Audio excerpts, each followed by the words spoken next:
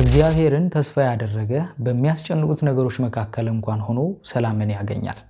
ይህን መዝሙር በተጨነቃችሁ ጊዜ እንዲሁም ደግሞ ባዶነት በተሰማችሁ ጊዜ፣ ዲፕሬሽን ባጠቃችሁ ጊዜ ይህንን መዝሙር ብትጸልዩት እግዚአብሔር አምላክ ፈጥኖ ካለባችሁ ችግር ይገላግላችኋል። በስመ አብ ወወልድ ወመንፈስ ቅዱስ አሐዱ አምላክ። ተወዳጆች እንደምን አላችሁ? ይህ ሰዋስው ሚዲያ የዩቲዩብ ቻናላችን ነው። እኔ ዲያቆን ዘሰዋስው ነኝ። በዚህ የዩቲዩብ ቻናላችን ላይ መንፈሳዊ ህይወታችን የሚያሳድጉ መንፈሳዊ ትምህርቶችን የምናገኝበት የዩቲዩብ ቻናላችን ነውና ለዩቲዩብ ቻናላችን አዲስ ከሆናችሁ ሰብስክራይብ በማድረግ ቤተሰብ ሁኑ። ይሄ ቪዲዮ ደግሞ ለሌሎች ወንድሞቻችን በተለይ ደግሞ ለሚያስፈልጋቸው ሰዎች እንዲደርስ ይህን ቪዲዮ ላይክ በማድረግ ጀምሩት። ለሌሎች እንዲደርስ ዩቲዩብ ያደርጋል ማለት ነው። ዛሬ እንግዲህ ከአቆምንበት የምንቀጥል ይሆናል። ባለፈው መዝሙር 3ን ከነትንታኔውና ከነጥቅሙ የተመለከትን ይሆናል። ዛሬ ደግሞ መዝሙር 4ን ትንታኔውን በአጭሩ በተለይ ደግሞ አንዳንድ ቃላትን ልንረዳቸው ማንችሉትን ቃላት ብቻ አንስተን እነሱን ካየን በኋላ ደግሞ ወደ ጥቅሙ ወይንም ደግሞ ይህ መዝሙር 4 ለምን አገልግሎት ይውላል ወይንም ደግሞ በየትኛው ሁኔታ ላይ ሆነን መጸለይ ይገባናል የሚለውን እንመለከታለን ማለት ነው። እንደሚታወቀው እንግዲህ መዝሙር 4 የምሽት ጸሎት ወይም ደግሞ ኢቭኒንግ ፕራየር በመባል ይታወቃል። መዝሙር 4 የተለየ በተለይ ደግሞ ቅዱስ ዳዊት በሰላም አንቀላፋለሁ እተኛለሁ ብሎ የሚጸልየው ነውና ክርስቲያኖች ብዙ ጊዜ ይህንን መዝሙር የእንቅልፋችን መድኃኒትም ይሉታል።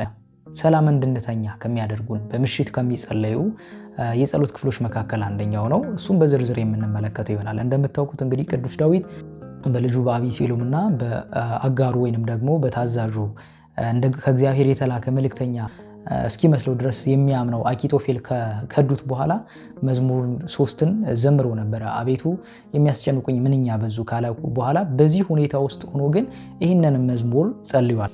ሶ በጸወይኩ ለእግዚአብሔር ስማኒ ጽድቄ፣ የጽድቄ አምላክ በጠራሁት ጊዜ ሰማኝ ብሏል።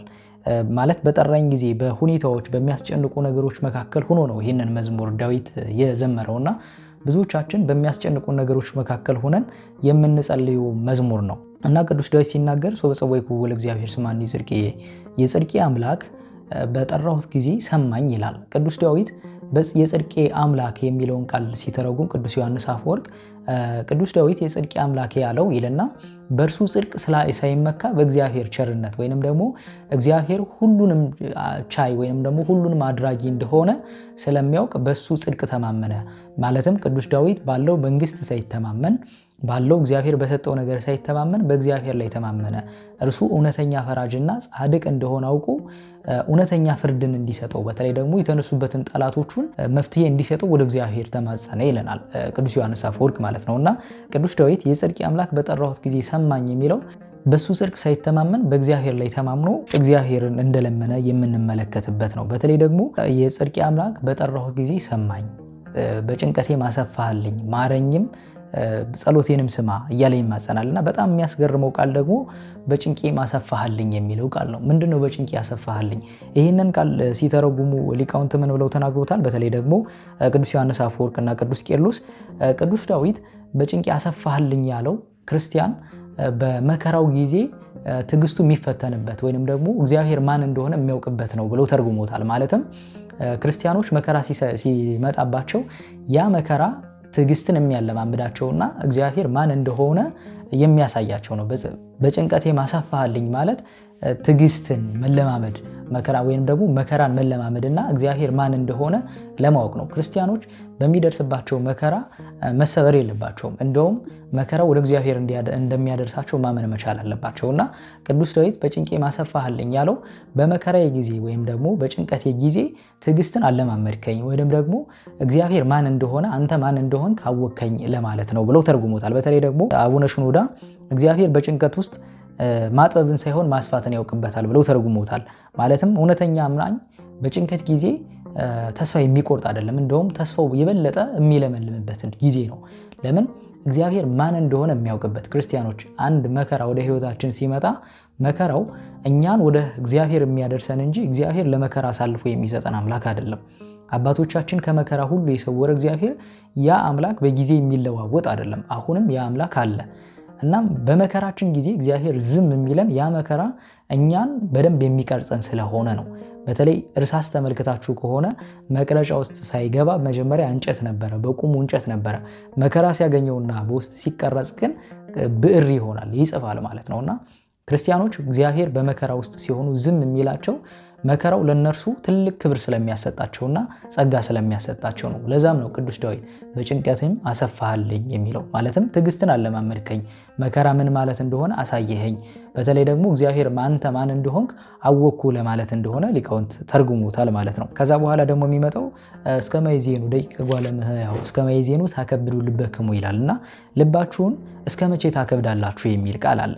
በተለይ ቅዱስ ዮሐንስ አፈወርቅ የሰው ልጆች መከራቸው የሚከብደው ወይም ደግሞ ልባቸው የሚከብደው በምድራዊ ነገሮች ላይ ሲጠመዱ እንደሆነ ይናገራል።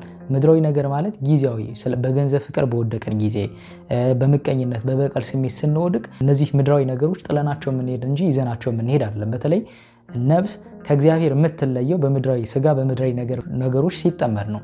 እግዚአብሔርን ስንመለከት ምድራዊ ነገሮች ኢምንት እንደሆኑና እሱም ያለ እግዚአብሔር አምላክ በወንጌልም ሌላው መንግስትና ጽድቁን እንድንፈልግ ሌላው ግን ትርፍ እንደሆነና እንደሚጨመርልን ነግሮናልና ለምን ታከብዱ ልበክሙ ለምን እስከ መቼ ልባችሁን ታከብዳላችሁ ያለው በምድራዊ ነገር እስከ መቼ ትጠመዳላችሁ። ነፍስ በአጠቃላይ የምትመለከተው እግዚአብሔርን ነው፣ ወደ እግዚአብሔር መድረስን ነው የምትፈልገውና ስጋ በእነዚህ ነገሮች በምድራዊ ነገሮች ሲጠመድ ግን ነፍስ ትከብዳለች ማለት ነውና እስከ መቼ ልባችሁን ታከብዳላችሁ? በምድራዊ ነገር እስከ መቼ ትጠመዳላችሁ? ቀጥታ እግዚአብሔር በቅዱስ ዳዊት አድሮ ለሰው ልጆች የተናገረው ቃል ነው ይህ ቃል ማለት ነው። ደቂቀ ጓለ እመሕያው እስከ ማይዜኑ ታከብዱ ልበክሙ የሚለው ማለት ነውና እስከ መቼ በበቀል ስሜት ውስጥ፣ እስከ መቼ በገንዘብ ፍቅር ውስጥ፣ እስከ መቼ በምድራዊ ነገሮች ውስጥ ትጠመዳላችሁ ይለናል። እና ምድራዊ ነገሮች በሙሉ ጊዜያዊ ናቸው፣ ጥለናቸው የምንሄድ ናቸው እንጂ ይዘናቸው የምንሄደው ነገር የለም በምድር ላይ። እያንዳንዱ ያለን ነገር ቤትም በሉት መኪናም በሉት ሀብትም በሉት ንብረትም በሉት እነዚህ ነገሮች በሙሉ ጊዜያዊ ናቸው። በምድር ስንኖር የምንገለገልባቸው እንጂ ይዘናቸው የምንሄደው አይደለም። ከዛ ይልቅ በልባችን ውስጥ የሚኖር ጥለነው የማንሄደው አንድ አካል አለ፣ እርሱም እግዚአብሔር ነው። ስለዚህ እሱን እንድንመለከት ቅዱስ ዳዊት በዚህ መዝሙር ቁጥር ላይ ይነግረናል ማለት ነው። ከንቱ ነገርን ለምን ትሻላችሁ ይላል። እስከ ማይዜኑ ታከብዱ ልበክሙ ካለ በኋላ ለምን ታፈቅሩ ከንቱ ወተሐስሑ ሐሰተ፣ ከንቱ ነገር ወይም ደግሞ ሐሰትን ነገር ለምን ትወዳላችሁ ይላል። በተለይ ደግሞ የመጀመሪያው በዘመኑ የነበሩት አቤሴሎምና አኪጦፌል እርሱን ቅዱስ ዳዊትን ንጉሱን ክደው ስለነበረ የንጉስነትን ክብር ሽተው ነበር እርሱን በሱ ላይ የተነሱበት የነበረው። በተለይ አቤሴሎም አኪጦፌልንም እንዲነሳ ያደረገው እሱ ነውና እና ቅዱስ ዳዊት ለምን ሐሰትን ትሻላችሁ ያለው እግዚአብሔር በሾመው ላይ እግዚአብሔር የሾመውን እግዚአብሔር በቃ እስኪለው ያስተዳድራል እንጂ እናንተ ስለተነሳችሁ የሚሆን ነገር አይደለም። ስለዚህ እስከ መቼ ሐሰት ነገርን ወይም ደግሞ ምድራዊ ክብርን ወይም ደግሞ የንጉስነትን ክብር ለምን ትሻላችሁ? ይህ ለእናንተ የሚገባ አይደለምና ብሎ በጊዜው ተናግሯቸዋል። ነገር ግን ከንቱ ነገር ወይም ደግሞ ሐሰታዊ ነገር የተባለው ግን በምድር ስንኖር በተለይ ኃጢአትን እስከ መቼ ትወዳላችሁ እንደማለት ነው። ሐሰትን ለምን ትወዳላችሁ ማለት ምክንያቱም የሐሰት አባት ዲያብሎስ ነው። ዲያብሎስ ኃጢአትን ወደ ሰው ልጆች ሲያስገባ የሚጠቅምና ለሰው ልጆች መልካም እንደሆነ ያሳያቸዋል። በመጀመሪያ በማብለጭለጭ ነገሩ መልካም እንደሆነ ይነግራቸዋል። በተለይ አንድ ሰው ኃጢአት ከሰራ በኋላ ሲያደርገው መጀመሪያ ዲያብሎስ ኃጢአትን ወደ ምድር ሲያመጣ ወይም ደግሞ ወደ ሰዎች ሕሊና ሲያመጣ እንደዚህ ነው የሚያባብላቸው፣ መልካም እንደሆነ ቢያደርገው ምንም እንደሆነ ኢምንት እንደሆነ ይነግረዋል። ካደረገው በኋላ ደግሞ በጸጸት ራሱን እንዲወቅስ ያደርጋል ማለት ነውና እስከ መቼ ሐሰትን ወይም ደግሞ ከንቱ ነገርን ትወዳላችሁ ለማለት ለምን ምድራዊ ነገርን ኃጢአትን እስከ መቼ ትወዳላችሁ ብሎ ቅዱስ ዳዊት በዚህ መዝሙር ላይ ይናገረናል ማለት ነው። ቅዱስ ቄርሎስ ዘእስክንድርያ ግን ይህንን ነገር በተለየ መንገድ ተርጉሞታል። በተለይ ደግሞ የሰው ልጆች ወይም ደግሞ ከንቱ ነገርን ለምን ትወዳላችሁ የተባሉት ይላል በዘመኑ የነበሩ ክርስቶስን ያልተቀበሉት ጸሐፍት ፈሪሳውያን ሊቃነ ካህናት ናቸው ብሎ ተርጉሞታልና ለምን ምድራዊ ነገርን በመሻት ወይንም ደግሞ ሐሰታዊ የሆነ ነገርን ምድራዊ ኃላፊ ነገርን በመመኘት ሰማያዊ የሆነውን ክብር የሚያገኙበትን ክርስቶስን ክደውታልና በዚህ ተርጉሞታል ማለት ነው። ቅዱስ ዮሐንስ አፈወርቅም ዕለት ዕለት በሕይወታችን ልባችን የሚከብደው በኃጢአት ውስጥ ስንወድቅ እንደሆነ ተርጉሞታል። ለምን ሐሰት ነገርን ትወዳላችሁ፣ ለምን ኃጢአትን ትወዳላችሁ ብሎ ተርጉሞታል ለምን ማለት ነው። ቁጥር 4 ላይ ስንመጣ ተቆጡ ነገር ግን ኃጢአትን አታድርጉ ብሎናል። ተቆጡ ኃጢአትን አታድርጉ ማለት ቅዱስ ጳውሎስም በኤፌሶን መልእክት ምዕራፍ 4 ላይ ተቆጡ ኃጢአትን አታድርጉ ብሎ ተቀምጦ እናገኘዋለን። ማለትም ቁጣ በሰው ልጆች ያለ ተፈጥሮ የሆነ ነገር ቢሆንም ግን ቁጣችሁን ቶሎ ሳይመሽ አብርዱትም ተብለናል። ቁጣችሁ ተቆጡ፣ ነገር ግን እስከ ምሽት አይሁን ተብሏል ተነግሮናልና ቁጣችን መብረድ በጊዜያዊ መብረድ እንዳለበትና በተለይ ደግሞ ቁጣችን ወደ ሞት እንዳይወስደን በተለይ መንፈስ ቅዱስን ከሚያሳጡ ነገሮች መካከል አንደኛው መቆጣት ነው። ቁጣ የእግዚአብሔርን መንፈስ ከኛ ንርቅ ያደርጋልና ተቆጡ ተብለናል። ግን መቆጣታችን ግን ጊዜያዊ መሆን መቻል አለበት። ምንቆጣውም ቅዱስ ዮሐንስ አፈወርቅ ሲተረጉም ይሄንን መቆጣትስ ይልና በኃጢአት ላይ እንጂ በሰው ልጆች ላይ መሆን የለበትም ይላል። መቆጣታችን በኃጢአታችን ላይ በራሳችን ኃጢአት በምንፈጽመው ድርጊት ላይ መሆን መቻል አለበት እንጂ በሰዎች መሆን የለበትምና ይህ ቁጣችን ደግሞ ከእግዚአብሔር ማራቅ እንደሌለበት ያስረዳል ማለት ነው። ቅዱስ ዮሐንስ አፈወርቅም ይሄንን በሰፊው ተንትኖት እናገኛለን ማለት ነውና በመኝታችሁ ሳላችሁ አስቡ ይላል። በመኝታችሁ አስቡ ማለት ሰዎች ወደ መኝታ ሲሄዱ ልቡናቸው የሚረጋጋበት ወይ ደግሞ ዝሩ አእምሯችን አንድ ላይ የሚሰበሰብበትና የምናስተውልበት ጊዜ ስለሆነ ምን ይላል? አስቡ ማለት ህይወታችሁን ዳሱ፣ ምን እንደምትመስሉ ራሳችሁን ጎብኙ እንደማለት ነው ማለት ነው። ስለዚህ በመኝታችሁ ሳላችሁ አስቡ፣ ዝም በሉ ተብለናል ማለት ነውና በመኝታችንም ሳለን እግዚአብሔርን ነገር የምንመለከትበት ነው። ከዛ በኋላ ደግሞ የጽድቅ መስዋዕትንም ሰው ይላል። ጽድቅ መስዋዕት የተባለ የተሰበረ ልብ ነው። ቅዱስ ዳዊትም ደግሞ የእግዚአብሔር መስዋዕት የተሰበረ መንፈስ ነው ይላል እና የጽድቅ መስዋዕት ማለት የተሰበረ ልብ ነው፣ ወደ እግዚአብሔር የሚያደርሰን እሱ ስለሆነ ማለት ነውና የጽድቅ መስዋዕትንም ሰው ተብለናል ማለት ነው። ከዛ በኋላ ከስንዴና ከወይንና ከዘይት ፍሬ ይልቅ ደስታን በልቤ ሰጠኸኝ ይላል። የሰዎች ምን ማለት ነው ይሄ ቃል? ምናልባት የሰው ልጆች በምድር ስንኖር ደስታ የሚሰጠን አንደኛው ነገር ለሰዎች በተለይ ደግሞ ልቡ ላዘነ ወይን ስጠው ይላልና ወይን፣ ስንዴ፣ እነዚህ ነገሮች ልባችን ደስ ሊያሰኙ ይችላሉ። ምግብ ስለሆኑ የሚበሉ ስለሆኑ ሰዎች በምግብ ራሳቸውን ያስደስታሉ፣ ደስ ይላቸዋል ሰዎች ምግብ ሲመገቡ። ከዛ ይልቅ ግን በልቤ ደስታ ሰጠኸኝ ያለው ቅዱስ ዳዊት ያንተ ደስታ ከነዚህ ነገሮች ሁሉ በላይ ነው። ከምድራዊ ነገሮች አሁን ስንዴ፣ ወይን፣ ዘይት ተብለው የተጠቀሱት ምድራዊ ነገሮች ናቸው። ከምድራዊ ነገር ይልቅ በልብ ውስጥ ደስታ የምትሰጥ ደስታ ደግሞ ዛሬ ተሰጥቶ ነገ የማይነሳ ዘላለማዊ ደስታ ያለህ አንተ ነህ ለማለት በልቤ ደስታን ሰጠኸኝ ይላል እና በተጨነቀ ጊዜ ቅዱስ ዳዊት በልቡ ደስታን እንደሰጠው ያሳያል። ሰዎች ምን ያህል ቢጨነቁ ምንም ያስጨንቃቸው ነገር ቢኖር በእግዚአብሔር ተስፋ ካደረጉና እግዚአብሔርን ካወቁ በልባቸው ደስታ ደስ ይሰኛሉ። ያ ደስታ ደግሞ ዘላለማዊ እንጂ ምድራዊም ደግሞ ጊዜያዊ ደስታ አይደለምና ስለዚህ ነገር በልቤ ደስታ ሰጠኸኝ ብሎ ተናግሯል ማለት ነው። ቅዱስ ዮሐንስ አፈወርቅም ይህንን ሲያስረዳ ዓለማውያን ሰዎች ደስታቸውን የሚለኩት በምድራዊ ነገር ነው ይላል። መንፈሳዊ ሰው ደግሞ ደስታውን የሚለካው በሰማያዊ ነገር እንደሆነ ይገልጣል ማለት ነውና ሰማያዊ ነገር የሆነውን የክርስቶስን ደስታ ማግኘት እንድንችል እርሱ ያግዘን። ቅዱስ ዳዊትም ይሄንን ነው በልቤ ደስታ ሰጠኸኝ ያለው ማለት ነው። በተለይ ደግሞ ሌሎች ቅዱስ አትናቴዎስ ግን ደግሞ ከስንዴና ከወይን ይልቅ ያለውን ስንዴና ወይን የተባለ የክርስቶስ ስጋና ደም ነው ብሎ ተርጉሞታል። ለምን? ምድራዊ ነገሮች ደስታን አይሰጡም። የክርስቶስ ስጋና ደም ግን ዘላለማዊ ሕይወትንና ዘላለማዊ ደስታን ስለሚሰጥ ከክርስቶስ ህብረት ጋር ስለሚጨምር እርሱም ስጋዬን የበላ ደሜን የጠጣ የዘላለም ሕይወት ያገኛል፣ እኔም በእርሱ እኖራለሁ እሱም በእኔ አድሮ ይኖራል ብሎ ተናግሯልና ስለዚህ ነገር ከስንዴና ከወይን የሚለው ሚስጥረ ቁርባንን ብሎ ተርጉሞታል ማለት ነው ቅዱስ አትናቴዎስ።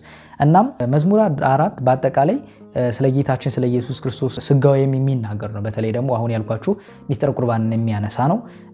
አቤቱ የፊትህን ብርሃን ለኛ ታወቀ የሚለው ቃልም አለ። ጌታችን ኢየሱስ ክርስቶስ በስጋ መገለጡን የሚናገርበት የመዝሙር ክፍል ነው ማለት ነው። በአጠቃላይ መዝሙር 4 ከብዙ በትንሹ ትንታኔው ይህንን ይመስላል። ነገር ግን ይህን መዝሙር በምን አይነት ሁኔታ ክርስቲያኖች መጸለይ መቻል አለባቸው? የመጀመሪያው ከመተኛታቸው በፊት ይህንን ጸሎት መጸለይ መቻል አለባቸው። ቀኑ ምን ያህል ውክቢያ የበዛበት የሚያስጨንቅ እንደሆነ ይታወቃል። በሰላም ተኛሁ አንቀላፋሁም የሚል ቃል አለና በሰላም እንድናንቀላፋ ሌሊታችን የተባረከና የተቀደሰ እንዲሆን በሰላም እተኛለሁ አንቀላፋለሁም አቤቱ አንተ ብቻህን በእምነት አሳድረኸኛልና የሚል ቃል አለና ይሄ መዝሙር በሰላም እንድንተኛ እንቅልፋችን የተባረከ እንዲሆን ሌሊታችን የተባረከ የተቀደሰ እንዲሆን የሚያደርግ የመዝሙር ክፍል ነው ማለት ነው። ሁለተኛ ደግሞ ከፍተኛ የሆነ የቁጣና የብስጭት ጊዜያችን ላይ ሲመጣብን ወይም ደግሞ ስሜታችን ብስጩ እንድንሆን በሚያደርገን ጊዜ ቁጣ ወደ ህይወታችን ሲመጣ የምንጸልየው ነውና የሚያረጋጋን መዝሙር ሰው በጸዋዕክዎ ለእግዚአብሔር ስምዐ እንዲጸድቅ የጽድቅ አምላክ በጠራሁት ጊዜ ሰማኝ የሚለው ጭንቄም ጊዜ አሰፋልኝ ይላልና ቅዱስ ዳዊት በጭንቀታችን ጊዜ በዚህ በቁጣችን ጊዜ የሚያስጨንቁን ነገሮች የበቀል ስሜት ውስጥ ስንነሳሳ እንዲያረጋጋን የምንጸልየው የቅዱስ ዳዊት መዝሙር ክፍል ነው ማለት ነው ይህ መዝሙር። ሌላኛው ደግሞ በሐሰት ስማችሁ ሲጠፋ ቅዱስ ዳዊት እንግዲህ አቢሴሎምና አኪቶፌል ተነስተውበት በሐሰት ስሙ ጠፍቶ ንግስናው ሊቀማ በነበረበት ከንግስናው ሊያወርዱበት በነበሩበት ጊዜ የጸለየው ነውና ከንቱ ወሬ በሰዎች ላይ በተለይ ደግሞ የሐሰት ወሬ ሲሰማባችሁ ስትታሙ የሐሜት ነገር ወደ እናንተ ሲመጣ ከሌላችሁበት እግዚአብሔር አምላክ ይህንን መጥፎ ነገር እንዲያርቅላችሁ የምትጸልዩት የጸሎት ክፍል ነው ማለት ነው። ከዛ ግን በጣም ትልቁ ነገር የውስጥ ዲፕሬሽን ወይም ደግሞ ባዶነት ሲሰማችሁ የምትጸልዩት ጸሎት ነው ይህ የመዝሙር ክፍል ማለት ነው። በዙሪያችን ያለው ሁሉ ነገር ምንም ያህል ባዶ እንደሆነ ምንም የላችሁም ባዶአችሁ ናችሁ ስንባል የጽድቅ አምላክ ሰማኝ ብለን ዲያብሎስን ጠላታችን የምናሳፍርበት የመዝሙር ክፍል ስለሆነ ዲፕሬሽን በተሰማችሁ ጊዜ ባዶነት በተሰማችሁ ጊዜ ውስጣችሁ ምንም በጥታ ባጣ ጊዜ የምትጸልዩት ጸሎት ነው ማለት ነው። በተለይ ደግሞ ይህንን መዝሙር እንደዚህ አይነት ስሜቶች ሲመጡባችሁ የሚያበሳጩ የሚያናድዱ ነገሮች ሲመጡባችሁ ቁጭ ብላችሁ በያዛችሁት ውሃ ላይ በማንኛውም ውሃ ላይ በምትጠጡት ውሃ ላይ ሊሆን ይችላልና ይህን የመዝሙር ክፍል ጸልያችሁ ብትጠጡት እጅግ በጣም መረጋጋትና ሰላም እንዲኖራችሁ ያደርጋል። ክፉ ነገሮችን ሁሉ ከናንተ የሚያርቅላችሁ የሚያበሳጩ የዲፕሬሽን ምንም ባዶ እንደሆናችሁ የሚሰማችሁ ስሜት በሙሉ የሚያርቅልን የመዝሙር ክፍል ነው ማለት ነው። ሌላኛው ግን በታመማችሁ ጊዜ ማንኛውም ህመም ሊሆን ይችላል ብትታመሙ ለህመማችሁ ፈውስ የምታገኙበት የጽድቅ አምላካችሁን እግዚአብሔርን ሁሉን ማድረግ የሚቻለውን እግዚአብሔርን በዚህ መዝሙር ጠርተን የምንጠይቅበትና ፈውስ የምናገኝበት የዳዊት መዝሙር ነውና ከሰዎች ጋርም ደግሞ በተጣላችሁ ጊዜ በተለይ ደግሞ ቅዱስ ዳዊት ይህንን መዝሙር የጸለየው በአቢሴሎምና አኪጦፌል ተነስተውበት ህዝቡ ሁሉ እግዚአብሔር ትቶታል ባሉበት ሰዓት ስለሆነ ከሰዎች ጋር በተጣላችሁ ጊዜ ይህንን የመዝሙር ክፍል የምትጸልዩት እግዚአብሔር ከሰዎች ጋር መግባባት እንዲኖራችሁ ሰላምና ፍቅር እንድትሆኑ የሚያደርግ የመዝሙር ክፍል ነው ማለት ነው። ስለዚህ መዝሙር 4 ይህንን ይመስላል። ለነዚህ አገልግሎቶች ልትጠቀሙበት ትችላላችሁ ማለት ነው። ከጅማሬ እስከ ፍጻሜ አብሮን ያልተለየ ቅዱስ እግዚአብሔር አምላካችን ስሙ የተመሰገነ ይሁን። የቅዱስ ዳዊት ረድኤትና በረከቱ በሁላችን ላይ ይደርብን። አቤቱ ቅዱስ እግዚአብሔር አምላካችን ሆይ በአንድ ልጅህ በጌታችን በአምላካችን በመድኃኒታችን በኢየሱስ ክርስቶስ በእርሱ ያለ ጽን ክብር ላንተ ይገባል። ከእርሱም ጋራ ከመንፈስ ቅዱስም ጋራ ትክክል የሚሆን ዛሬም ዘወትርም ለዘላለሙ አሜን። ይቆየን። በያላችሁበት ሰላም እግዚአብሔር ከሁላችሁ ጋር ይሁን። ይህን ቪዲዮ ለሌሎች ወገኖቻችን ሼር እናድርግ። ይቆየን።